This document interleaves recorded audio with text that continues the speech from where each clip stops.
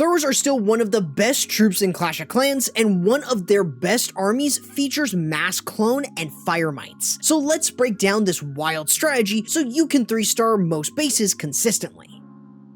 Firstly, let's focus on each hero's equipment with the Grand Warden first, as he wants the Life Gem and Rage Gem combo, a staple for any thrower army due to the buffs it gives to both the throwers and healers as they work through the base, increasing their HP further while boosting their damage and healing respectively, making for a powerful combo that can be tough to stop so long as the healers are still alive. As for the Barbarian King, he'll often use the Snake Bracelet and Spiky Ball combo. This is especially strong for funneling, as you want the king to cut off the funnel for your throwers and force them into the core of the base. With both abilities offering an HP increase, it gives the king a lot of HP to work with and allows for greater funneling and some bonus damage with the Spiky Ball. With the Archer Queen, having her action figure and giant arrow is a good option. This is great for funneling, as the action figure provides support for the Archer Queen as she clears buildings and defenses over walls, while additionally being able to activate invis towers if they are around with the giant arrow. Finally, for the Dragon Duke, we have his Fireheart and Stun Blaster. This is easily the best option for the Duke, as he is used to help clear buildings and defenses towards the back end. So having the Fireheart's large self-healing along with the death damage makes it great to pair with the Stun Blaster for longer lasting support, which can help your throwers stay alive for longer along with the Duke himself.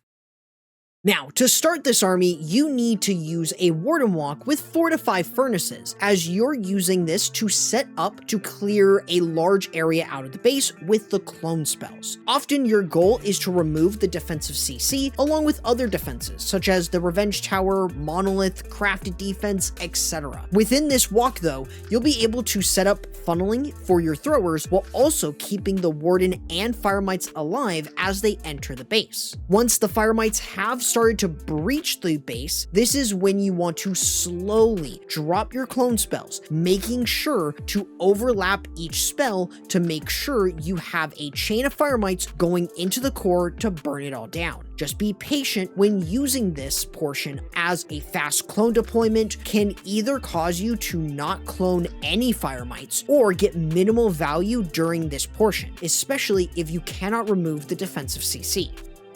From there, you'll want to lure over the Warden with the throwers so they can start working in to break the rest of the base down. While they move around the base, you need to cut off the funnel for them. This is where the Archer Queen and Barbarian King can come into play. As with the Archer Queen, you can cut off the funnel for your throwers while allowing her and or the action figure to work into the base with the throwers to provide even greater support, while also being able to deal with any invisibility spell towers. The Barbarian King, on the other hand, can easily clear buildings on the outside while having support from the Snake's distraction and the Spirit Fox's invisibility to keep everyone moving in the right direction. This should be enough to break into the base with super wall breakers to get your throwers in, and when you bring a log launcher, you'll have a way to get them deeper into the base from a distance. This should give the throwers enough space as they move between defenses and buildings, but do be aware that you have no spells left, usually at Town Hall 16 and Town Hall 17, since you are using all of your spells with the clones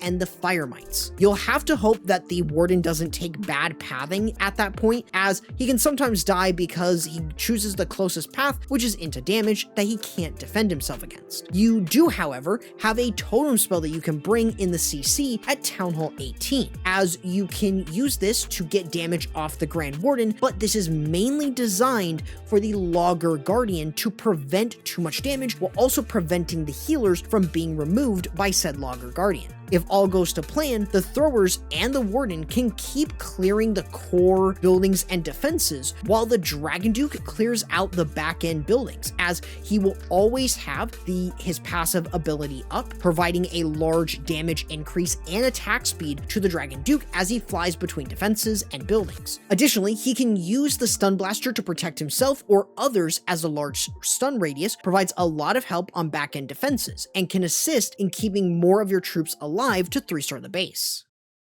Now that you understand how this army works, let's give you an army comp that I recommend for each Town Hall between Town Hall 16 and Town Hall 18. Now, let's give you a full example to help you master this crazy strategy for 3 stars.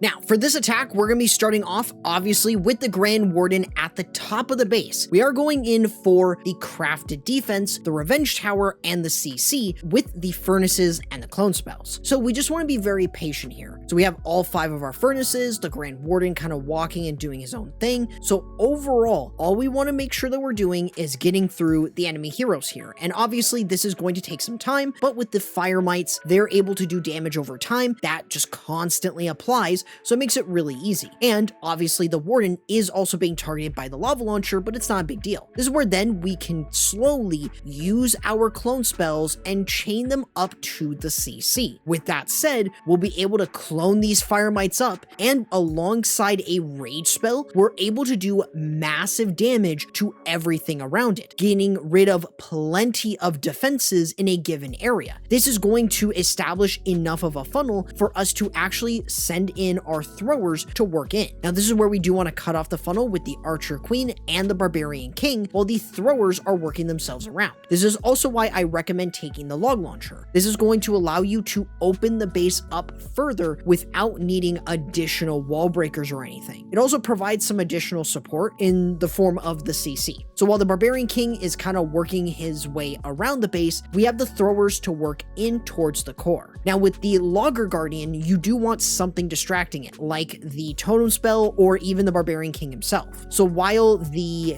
action figure alongside the Super Yeti and the throwers work in, we have the Dragon Duke providing additional support as he works around the base, alongside having the Barbarian King to provide additional funneling in order to control everything. And the Dragon Duke here is just going to constantly heal while he's not taking a lot of damage. This makes it really easy for our throwers to get plenty of value, especially if something like a Super Valkyrie dies and that rage just provides a lot of support. But with the Dragon Duke, that stun blaster is key, and it can protect himself and the throwers as they work around. Otherwise, so long as the Warden isn't dumb and you, for the most part, still have most of your healers throughout most of the attack, you should be able to get 3-star quite comfortably. Just make sure the Warden doesn't do anything stupid.